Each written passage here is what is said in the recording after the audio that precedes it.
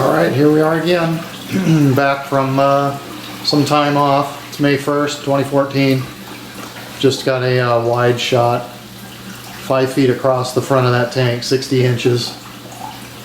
And little by little I've been doing some changes.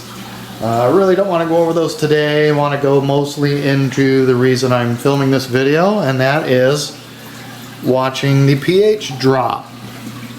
Right now, it is at 8.12, and it is what, 6:32 in the evening.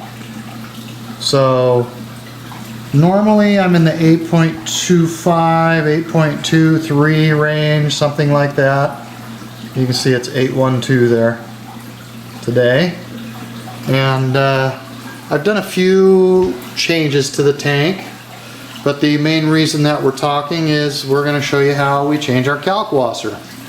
Normally when I see the pH drop by 0.1 or so or more, it isn't because something died in the aquarium. It isn't because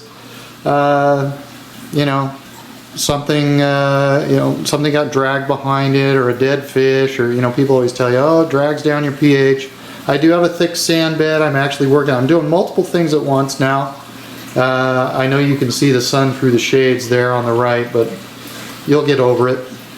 I've got many changes that I've done. First of all, you see on the side of the tank there's no MP40s. Those babies are on eBay. One's going to be gone this weekend, one's going to be gone next weekend. I have replaced those with these Tunzi. That is a Tunzi 6155 big pump. $500 each. I bought two. There's one there. And I know it's really hard to see with the sun glare, but there's one way over there. So the other thing that I did was I bought sea sweeps. You can see that up here. Those are, 300-ish bucks a piece. And what they do, and you can sit here and watch it, is they continually rotate the head, or the entire Tunzi ball, if you will, pump. So the pump rotates, 85-ish degrees. I think they say 90, but I don't think it quite goes 90. It's close. And if it is 90, it's really close. But as you see it, it's going to rotate completely 90 degrees. And along with that, I bought a wave maker. Well, not a wave, well, it could be, I guess, if you wanted it to be. But technically, it's their 7096 controller.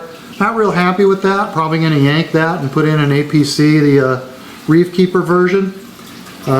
Sucks to pay 150 bucks for something that you don't like, but that's what eBay's for, right? Get rid of it.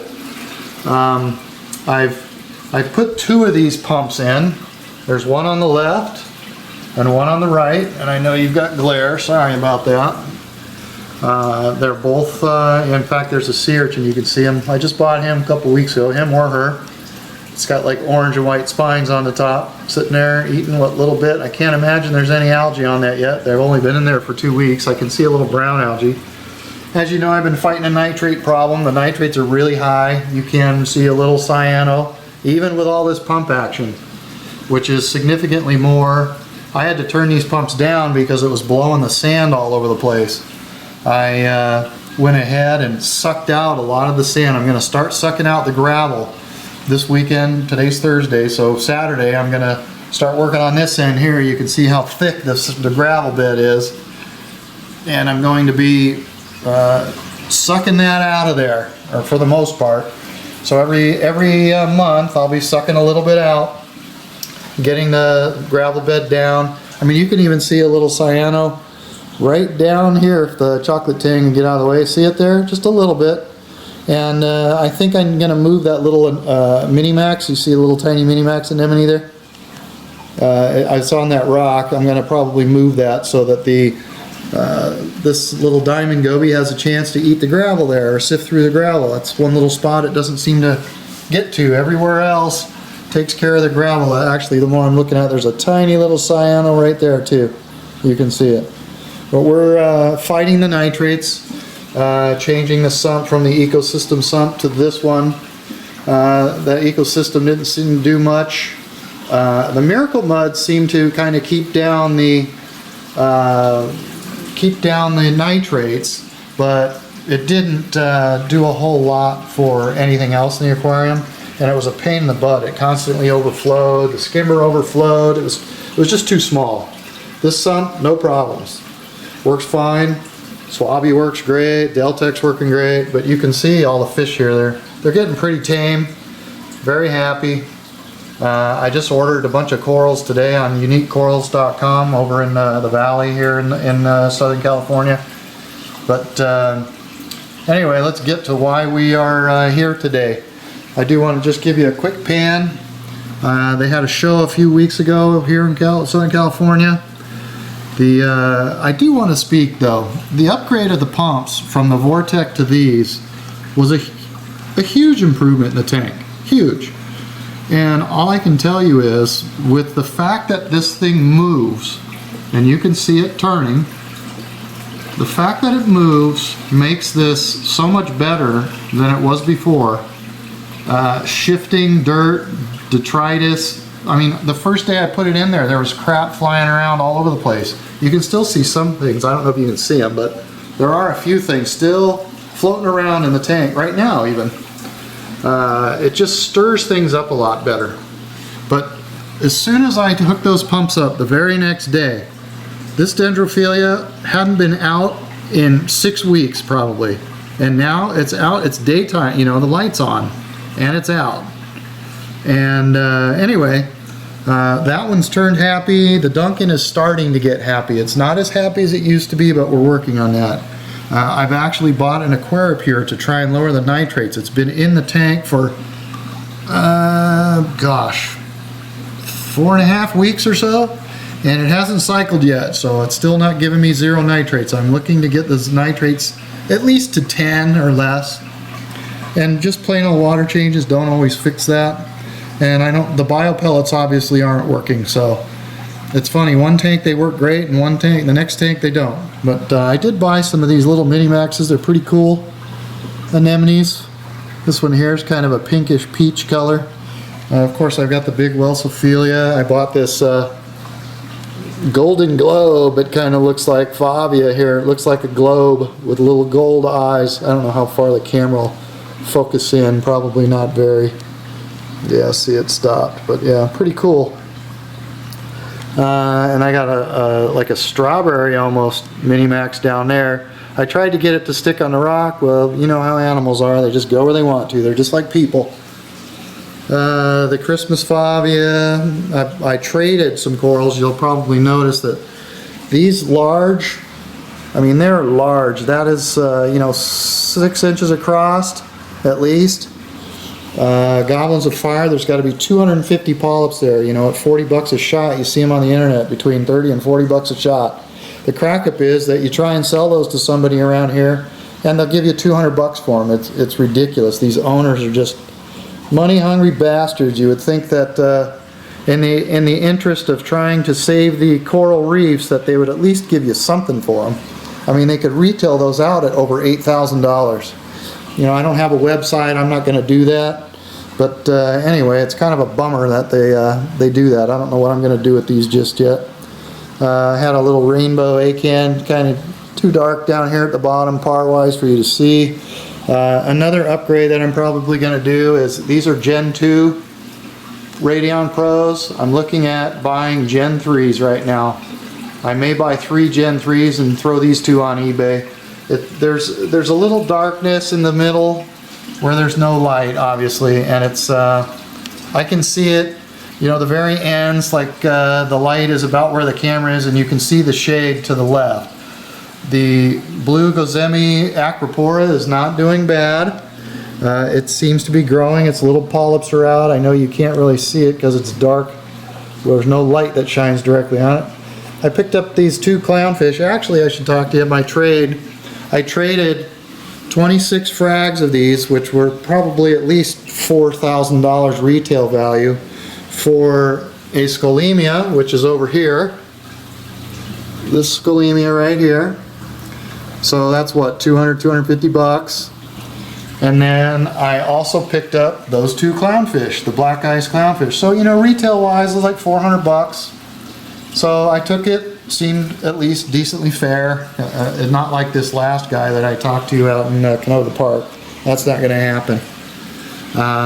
I bought an elegance coral, put it up here in the light. I think it's too bright. It comes out at night, it doesn't come out during the day. So probably tonight I'm going to break off my epoxy there and try and move it down in the rockwork somewhere. The anemones, now that the pumps have moved, are moving. This one here was just blown up huge up the side of the rock behind it. I just put that rock in not too long ago, and we had a pretty good earthquake here in Southern California, 5.1, I don't know, a month ago, and nothing moved. Lost a little water out of the tank, but the rocks didn't move, and it's a good thing that you keep everything secure and tied to the foundation in the glass tank, even without the sand. So you don't want things falling over and you come home from an earthquake and you know, everything's laying on the floor. Again, I'll just take a quick pan. Clams, I've had those now for a little while. They seem to be doing okay. Lobophilia.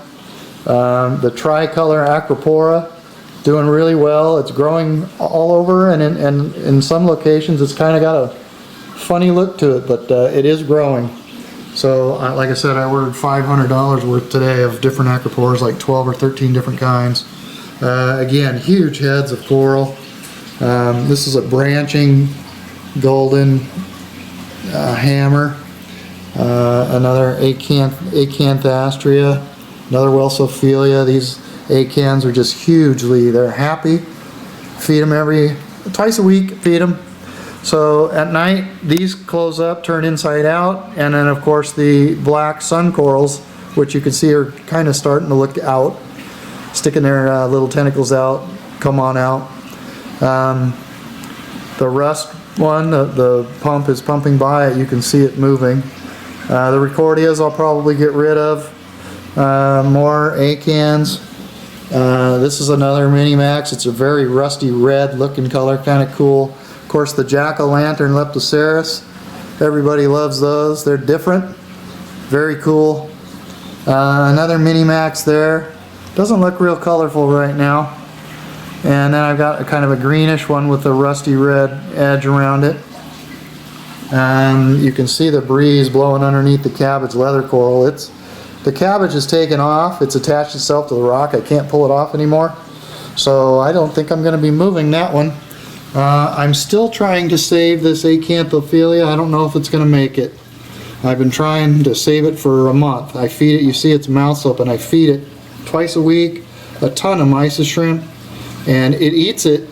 So I think it needs a little less flow. I'm probably going to either trade these in or chuck these galaxy corals and move this thing back here. And then when I add the lights, and I get a third light up here, there'll be more light back here in the corner, and it'll probably do better.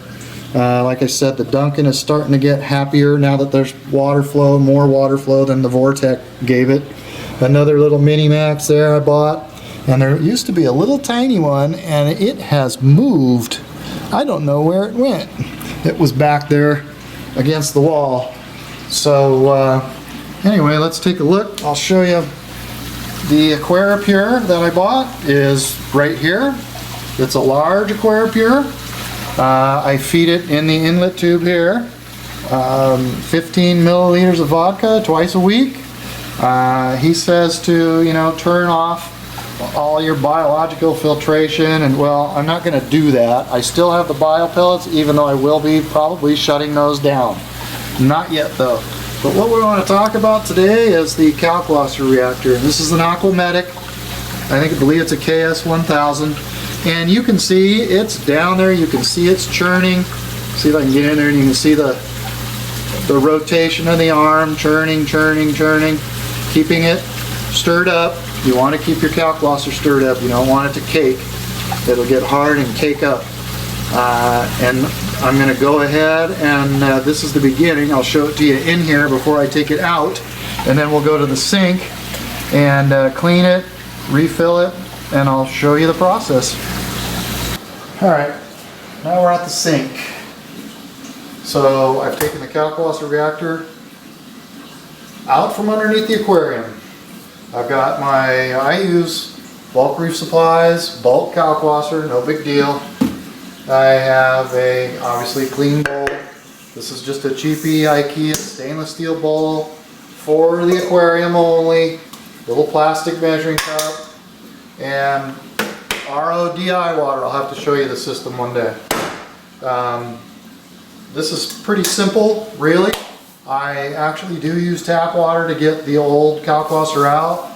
Then I wipe it out and I go ahead and I clean the shaft, rinse it off. You'll see it here. I don't want to bore you too long. This is pretty easy stuff. I leave this nipple on. It's got an O-ring. At times it has had a tendency to leak. If I don't, it's easy to just slide the hose on, screw this tight, never have a problem, unscrew it, pop the hose off. So pulled out, done. This thing can be a real bear to get off. After being in there a month, and it is right now, actually it's turning. Okay, we're off, we're coming. So here we go. You can see it's pretty clear, and when we redo this it's going to be a total cloud. So out with the shaft. I usually give it a good rinse. Yes, in tap water. I'm not going to be worried about a little chlorine or in the system. It's a you know, we're doing this through the Kalkwasser and the auto top up go right into where the filter sock chamber is. There's plenty of oxygen. By the time this is, like I said, we're going to wipe most of this down. We'll have almost all of the chlorinated water out. This is not too bad. A lot of times you get some liquid up inside, but this one's not too bad because it's hollow. You'll see when I take this thing apart, there'll be a little shaft. So I'm just going to set this one over here. Good to go. We're going to dump this out. Here we go. Okay. Out goes the Kalkwasser. So normally what I do is I set it on an angle just like this with the water, and I go ahead and spray it up inside. You can see, I don't know if you can see inside there, but let's give it a shot. But it's a little caked on. I'll turn this a little sideways so you can kind of see in the light there. It's caked on the bottom. Not too bad, but you can see a little bit there. So I'll take this hose and I'll just squirt it up inside. Does a great job. You know, if you've got a squirter for your RODI, you're probably a little better off, but again, I haven't had an issue with this. When the pH drops, I know it's time to change the Kalkwasser. That is generally every 4.5 weeks.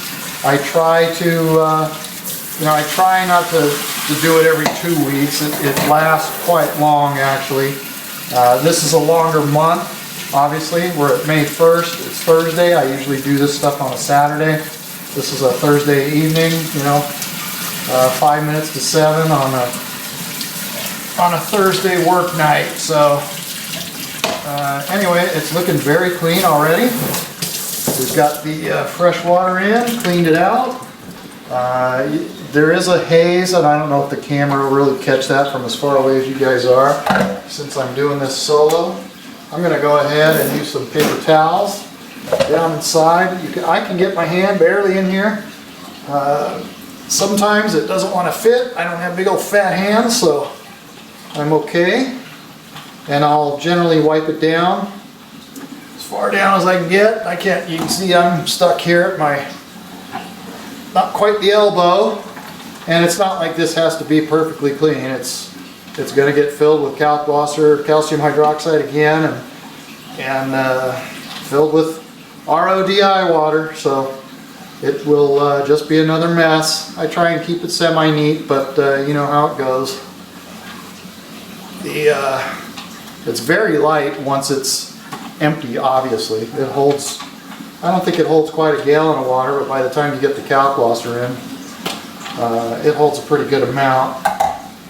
So I get most of the yuck out of here, and you can, you know, it's not perfect. Again, I'm not concerned with it being perfect. It's going to be filled with Kalkwasser again anyways and just get ugly, so it doesn't seem to matter much.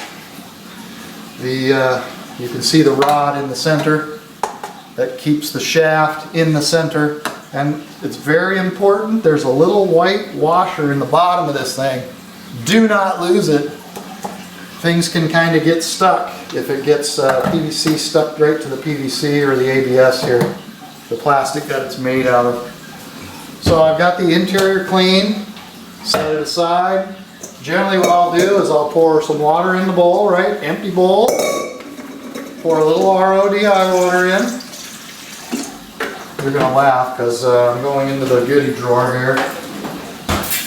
Whisk. And for this size reactor, which is the smaller one, right? It's the KS, I believe it's a KS 1000. I'll do 2 cups of Kalkwasser. These are half cup measures. So there's half.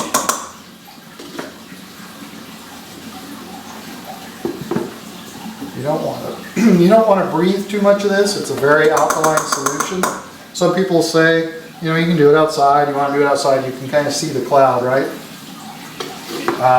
And that's why I pour the water in first, because the Kalkwasser has a tendency to sink into the water. And as it sinks into the water, of course, the fumes go away, right? So this is number 4. All that done. Get it off my arms and hands. We'll worry about cleaning this later. You guys don't need to do that. So there is still a little cloud, but won't kill you. It's better than smoking, right? So again, just BRS, you know, 11, 12 bucks for, what is it, a gallon? I mean, this thing will last you a year. It's, you know, 2 cups at a time, 12 cups in a year, probably easy. Again, you can see most of this now has, you know, gone down into the water. I'll just kind of shake it around here because I don't want to generate too much more dust. Probably need a little more water. I want to try and generate a thicker paste. It's a little too thick. I'll put some more water in. And I want this to be very smooth, all right? So I'm going to just continue to whisk it here, see if I can get it all over everything. Generally, it's like making pancake batter. You can mix it up as thin as you want. You can mix it up as thick as you want. I'm just trying to, as much as I can, get rid of the lumps. I don't want it, even though the stir will help clean things up and keep them, you know, keep things suspended and break it up over time because the thing runs 24/7, right? I have the reef keeper set 24/7, and in my honest opinion, this isn't something that needs to be plugged into the reef keeper. You plug the power, which is on the head here, right? You just plug it in into a wall outlet. It's on 24/7. Doesn't matter if it's on. You know, if the power goes out for a few hours, it's not going to kill you. So now what I've got is a very smooth, thicker than pancake batter, which is okay. I don't have a problem with that. We're just going to be pouring it into the reactor anyways. But it's very, very smooth. It's a very, very, very smooth consistency. Simple as that. Okay? And we're going to get a funnel. Yes, I'm still in the kitchen. I haven't bought these parts yet. Good thing there's no girlfriend over. And generally what I'll do, of course we've got the O-ring on here, and it's in good shape. No problems there. Sometimes I'll put a little, you know, every few months, put a little silicone on it. Not something you want to ever go bad. It's under pressure. If this system ever leaks, you're going to have a Kalkwasser mess all over the inside of your cabinet. We've got the shaft in on the pin, and what I'll do is just set it like this for now, right? And we're going to fill it up, and I'll do this twice. I'm going to do it with the 2 cups of Kalkwasser, and then I'll do it with the rest of it. I'll usually mix some water in here and get more of the Kalkwasser into the reactor. So actually first what I'm going to do is pour in a little water, just a little, down the bottom, and I'm going to go ahead and start filling it with the Kalkwasser. So in we go. I've tried to pour this in and I end up getting it all over the place, so I've just learned, you know what, it takes an extra 30 seconds to do it this way, and it works just as well. So in she goes.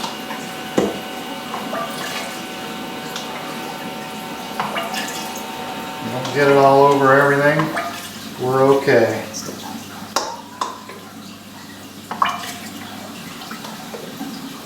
So we'll get the better part of this mixture in there. I think I could pour the rest now as much as I can anyway. Let's pour this in. So in it goes. Wasn't a whole lot, as you can see, because it is pretty thick. I mean, it coats the inside of that pan. So what I'm going to do is pour in some water, just a little, get things mixed in it. Don't want to mix up our Kalkwasser with our RODI, so I always want to keep it covered. But I'm going to go ahead and mix it up again, right? Get all this out here. Pretend you're making a really nice gravy. It's Thanksgiving and you're mixing up a nice gravy batch here. And I'm not here to get every little speck, right? I just want to try and get as much of it as I can. We'll go ahead and pour it in. And then what we'll do is finish filling it up with RODI water. So here we go. Okay, that's the Kalkwasser. It's not perfectly clean, but it's clean enough. And we're going to pour in some water.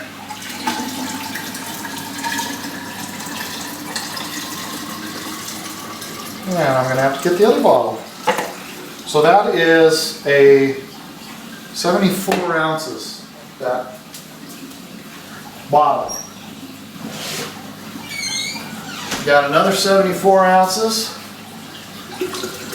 which it's obviously not going to take. And you got to be careful here. The way it goes into my aquarium, I have to completely lay it on its side, obviously outlet up, to get it onto the stand that I made, the leather stand. So what I'm going to do now, get rid of that. And inside here, you've got where this tube comes out, there's a 90-degree fitting inside. You could probably see it there. That is not something you want to fill over the top of, but you want to get it up there. Again, I've got to stick the shaft in, and I'll get it pretty close to the bottom generally with water. Yeah, it's probably close enough. Put a little saliva on the gasket. I know that the water goes in the back. This is in the front, and the power goes in the back. Actually, I do the power off to the side. So the power will be here.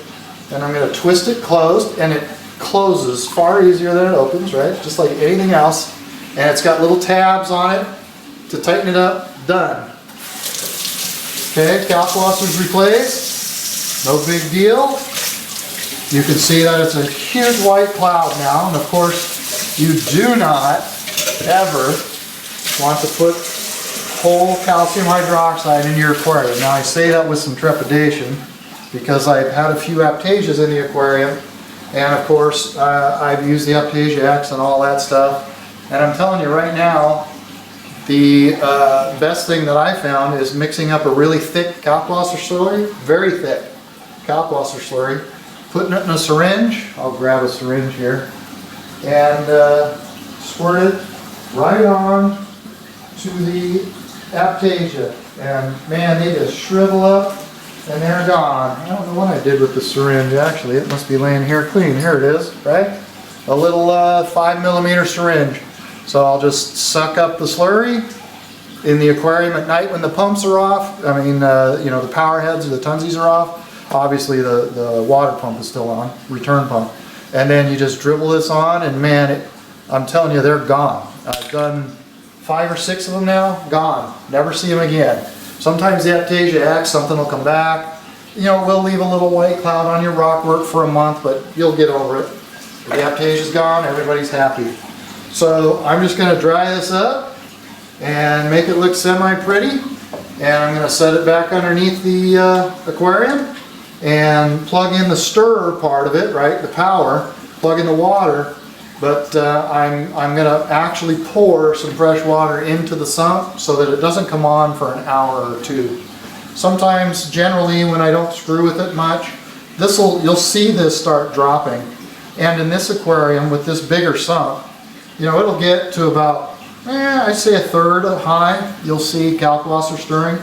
And generally it's so thick, and the water comes in the bottom and comes up through the Kalkwasser to get the solution out. You don't want the Kalkwasser in the aquarium, you just want the solution, the water above the Kalkwasser into your aquarium. And within a couple days, my pH is going to be up another 0.1 to a 0.12 generally, just from this. And testing my parameters right now with the corals that you see and all the fish, I'm at 1025. I'm going to start pushing towards 1026 salinity, get more ocean-like. I'm at 1320 on the magnesium. I'm really high on the calcium. I'm using Coral Life salt. I'm probably going to change back to a Tropic Marin or something a little better, but for right now it's working. And I'm at about 560 on my calcium. It goes between 520 and 560. I just purchased, like I said, a bunch more SPS corals, so I'm going to start packing corals in this aquarium, and I'm probably going to need a dosing pump at some point to augment this. But alkalinity with this, right now it's probably down around 9. I don't test it every week. I test it every couple weeks generally. And when I add this and get the Kalkwasser running full bore again, it'll be 10.5, 11. It gets up there. And the corals seem to be happy. I will go ahead and I'm sure you're tired of seeing me here at the sink, get this back underneath the aquarium. I'll do you a quick video underneath the aquarium, and I think we'll call the Kalkwasser replacement a day. It's very efficient. I know these things run 250 bucks or so, but in my opinion, it's the golden piece of the triangle for keeping your aquarium healthy and the corals growing. As soon as I put this on the system, it just seemed like everything changed. Right now I'm fighting a nitrate issue. I will get that under control however it happens. Right now, water changes alone don't fix nitrate. I get tired of people talking about that. I do have a lot of fish, understand, and I did wait too long to start to get to my problem. I figured, well, I'll add some extra biopellets and carbon dose it. I'm carbon dosing it for real now. We're using, it's funny, in the liquor cabinet, I've got Kettle One vodka, and that's what I'm feeding this thing. I don't drink vodka. I used to have a girlfriend that did, but that's why I have that, and I'm just using it up. Use up what you've got, right? And hopefully it becomes successful. I'm hearing around 7-8 weeks is when the nitrate actually starts lowering. I'm testing the effluent. It hasn't gone down yet. So as soon as the effluent goes down to 0 or gets close to 0, then I know the aquarium's going to turn around and the animals are really probably going to start popping. But that's the Kalkwasser replacement. There's not much to it. I will go ahead and show a video of it back under the aquarium so you can see that I actually did go ahead and replace it the way you see it. But other than that, we're going to call it good. You can see fish. Camera hasn't set up for a white balance yet. I'm going to head back down under the aquarium. I filled the sump with a little extra water. I don't know, let's see if the light comes on. You can kind of see back there where the osmolator is now underwater. An extra 1/8 of an inch or so. So it'll take 2 or 3, 2 hours probably to get down there. You can see how wet I have the skimmate set for the swabby, and it's funny, it still pumps foam out the top.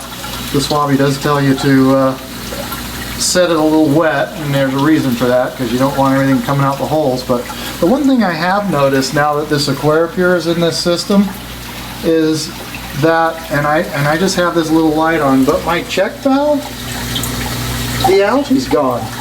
Look at it. That thing used to be dirty. You could see maybe half through it. I haven't touched it, and I can almost see completely through it like it's brand new again. Interesting. So something's working. It just hasn't gotten to where there's 0 nitrates yet. You see my control boxes for these Tunzi pumps. But I wanted to show you the Kalkwasser reactor in action again. Plugged in, water's plugged in, line's plugged in, but see the level of the Kalkwasser is already starting to settle. It's down about I don't know, 7/8 of an inch from the top. See if we can zoom in. Probably won't get too close, but that's probably close enough. You can see that it's already settling. So with the water line on the top, up here, right? This is the water line. Here, comes in, runs down that blue check valve so that water can't go backwards, and then it goes down and into the bottom of the reactor, right? The water goes in the bottom, and then it goes ahead and turns, flows inside the reactor, and then comes up, flows through the Kalkwasser, and then comes out the top, out this hose, and then I have this just set in here in between the filter socks. I just have it dripping inside, and right now it's being a little stubborn. That's because I've got it turned here.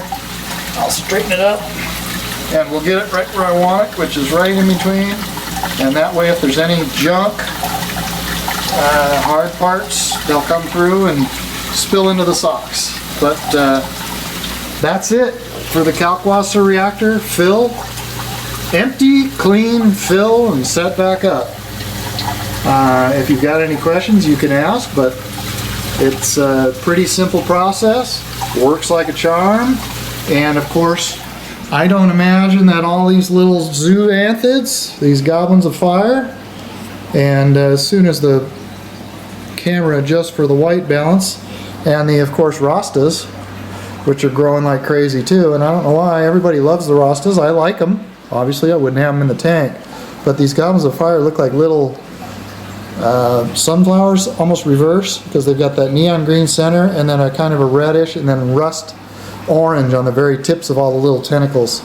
But I don't guess it's going to adjust for white balance while we're sitting here screwing around. Anyway, yeah, it looks purple.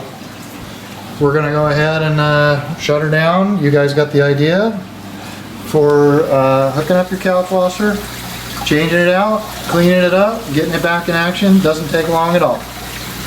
Take care.